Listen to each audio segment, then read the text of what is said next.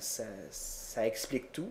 Donc, on a mis des menus, un spécial Saint-Valentin, une activité qui était organisée. Donc, voilà pour la section info. Évidemment, bon, dans la section info, on peut mettre les sites Internet. On pointe vers le site Internet. On a les numéros de téléphone.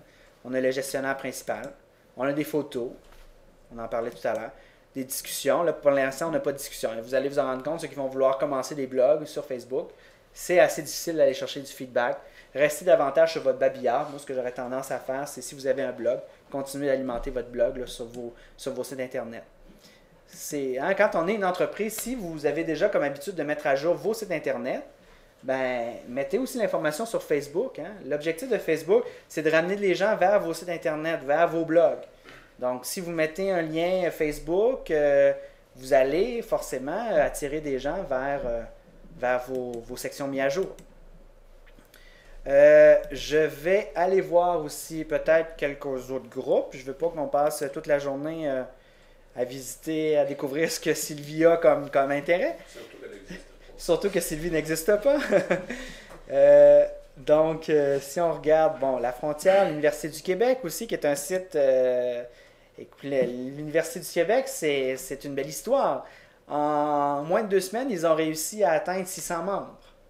Donc, 600 membres, ça veut dire 600 personnes qui sont des gens qui, oui, peuvent être à l'UQAT ou peuvent avoir passé à l'UQAT. Donc, en 600, ça nous offre un bassin vraiment intéressant. Si on a une information, une activité à passer, on peut regarder, là, on a quelqu'un même.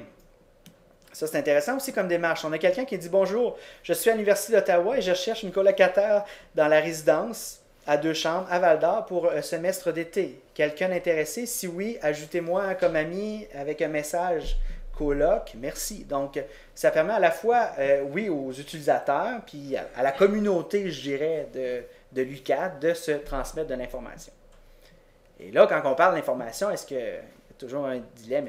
Qu'est-ce qui est de l'information pertinente? Qu'est-ce qui est de l'information moins pertinente? Moi, j'aurais tendance à dire que je me suis souvent posé la question. Je me suis dit, oui, mais qu'est-ce qu'on met comme information? Quand on est administrateur, on essaye vraiment de...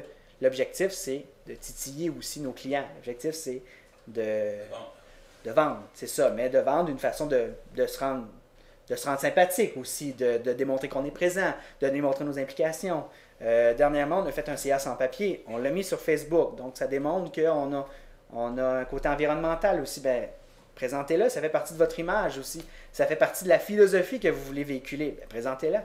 C'est un outil qui vous permet de faire ça. Autrement, vous ne le feriez pas sur votre site Internet. Ça ferait un peu prétentieux là, d'avoir un blog là-dessus. Donc, là, c'est une petite nouvelle courte. Je veux donc vous montrer également...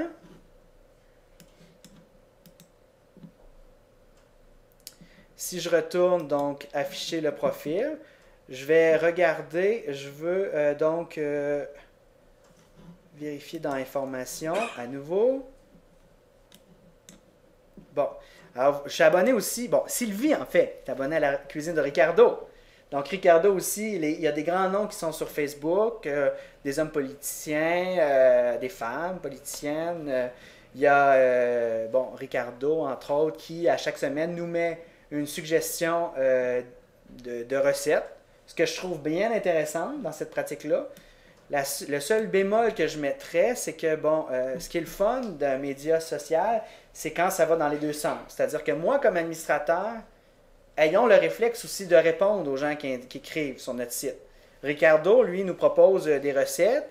À chaque semaine, bon, les gens peuvent mettre des commentaires, peuvent dire s'ils aiment ou ils n'aiment pas, mais rarement Ricardo ou la personne qui va travailler pour Ricardo va mettre un remerciement tout simplement. Moi, je pense que c'est une habitude qui est très bonne aussi.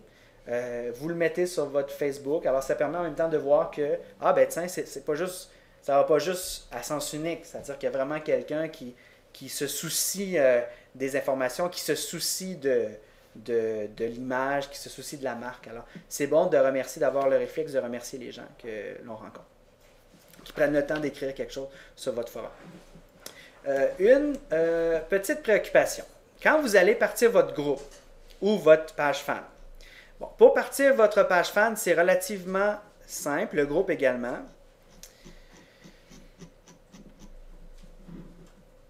Juste que je me souvienne à quel endroit c'est. je vais aller sur ma page principale. Bon, alors ici, dans page et publicité, publicité et page, c'est à partir de cette section-là qu'on peut créer, là, présentement, j'ai créé une page qui s'appelle Restez Zen. Donc, je me suis permis d'y afficher. Je peux vous afficher la page, vous montrer grosso modo ce que c'est. Bon, présentement, je pense que j'ai tout simplement 2 adeptes, dont Sylvie elle-même. Évidemment, je viens de commencer. Puis cette entreprise-là est fictive. J'effacerai le compte ultérieurement. Je peux donc ajouter. Donc, vous voyez en haut, j'ai le babillard, les informations que je vais mettre sur mon babillard. J'ai les informations de mon entreprise. J'ai des photos que je pourrais rajouter, des discussions. Et il y a d'autres applications. Moi, j'ai rajouté une application Twitter. Je vais vous montrer, je vais vous donner l'accès à un site Internet qui nous permet justement d'ajouter des applications intéressantes à notre page fan.